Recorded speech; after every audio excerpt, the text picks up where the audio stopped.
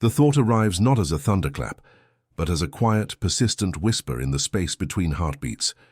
It surfaces in the stillness of a late-night drive, or in the hollow echo of a familiar room that suddenly feels alien. It is the simple, terrifying, and utterly liberating realization: you are not obligated to be the person you were yesterday. There is no cosmic rulebook, no divine decree, no life sentence handed down at birth that mandates you must carry this particular collection of habits, fears, and identities to your final day. The script you have been reading from was, you now see with startling clarity, written by a younger, more frightened version of yourself, and the ink is not yet dry. You are allowed at any moment to set it down and walk away. This is the foundational truth we must first acknowledge.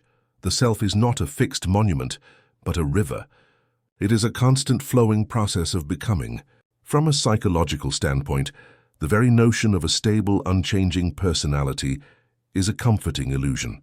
Our brains are networks of neural pathways, forged by repetition and reward.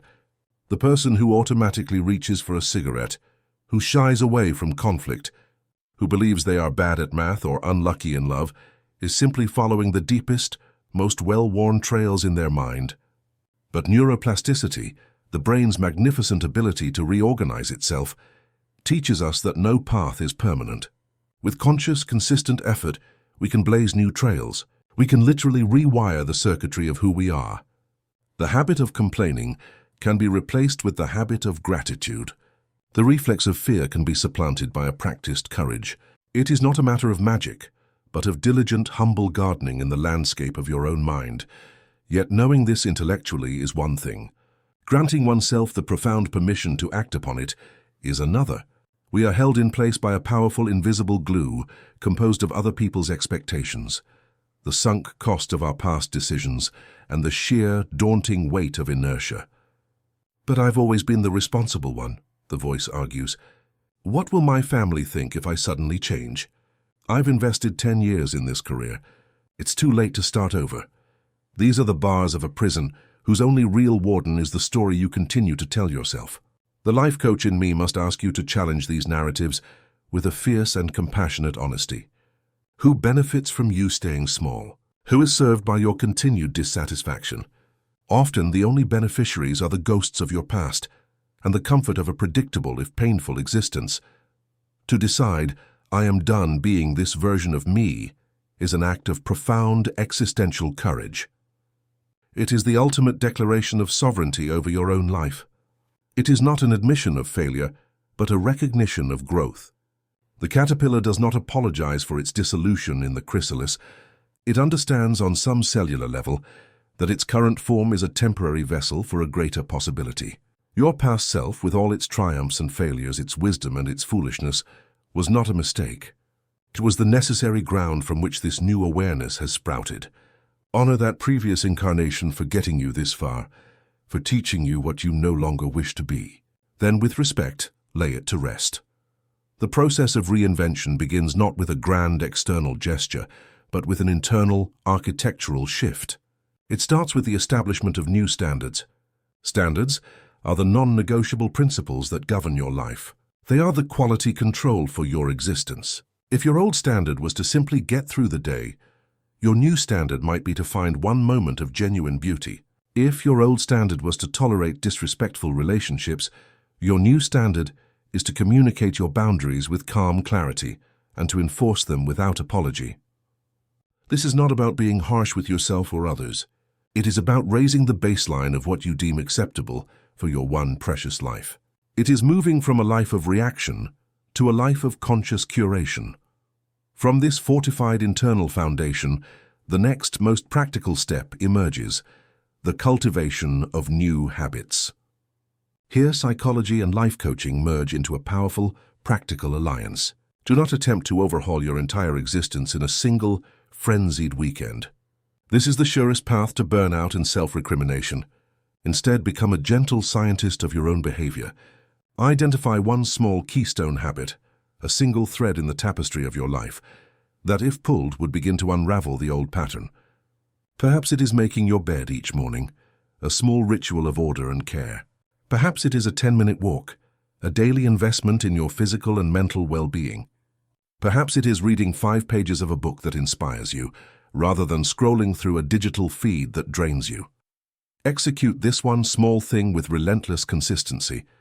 Do not rely on motivation, for motivation is a fickle breeze. Rely instead on discipline, which is the sturdy rudder that keeps you on course even when the winds die down. Each time you perform this new action, you are casting a vote for your new identity. You are not a person trying to be tidy. You are a tidy person who makes their bed. You are not someone hoping to be healthy. You are a healthy person who takes their daily walk. This is the alchemy of habit. Action shapes identity, and a solidified identity, in turn, makes the action effortless. As your internal world begins to transform, your external environment will inevitably feel the strain. This is where the journey becomes most challenging and most necessary. The old friend group, the one built around shared complaints and weekend amnesia, may begin to feel unfamiliar. The career that once provided a sense of security may now feel like a slow death of the spirit. This is not a sign that you are doing something wrong. It is the clearest possible sign that you are doing something right. Growth requires a shedding. Just as a tree must release its leaves in autumn to conserve energy for new spring growth, you too must release the people, places, and routines that are no longer in alignment with the person you are becoming. This does not mean burning bridges with drama or blame. It often means allowing relationships to fade through a quiet, dignified withdrawal of energy.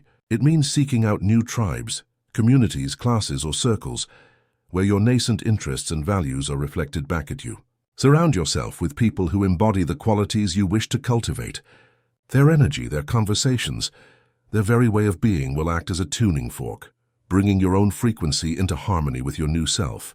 This is not elitism, it is ecological. You are simply tending the ecosystem of your life, ensuring it is fertile ground for your continued growth. There will be moments of profound doubt. The siren song of the familiar will call to you in moments of fatigue or fear. The ghost of your old self will whisper that you are a fraud, that you are being foolish, that it is safer to return to the known confines of your previous cage.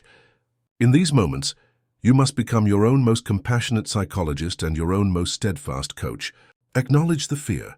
Thank it for its misguided attempt to protect you. Then, gently but firmly, recommit to your new path. Remember the why that ignited this journey. Reconnect with the vision of the person you are choosing to become. Write it down. Speak it aloud. Feel the visceral truth of it in your bones. Reinvention is not a single cataclysmic event that happens and is then complete. It is a continuous unfolding process, a lifelong conversation between who you were, who you are, and who you are yet to be. It is the courage to meet yourself anew each morning with a beginner's mind and ask, what version of me wants to come to life today?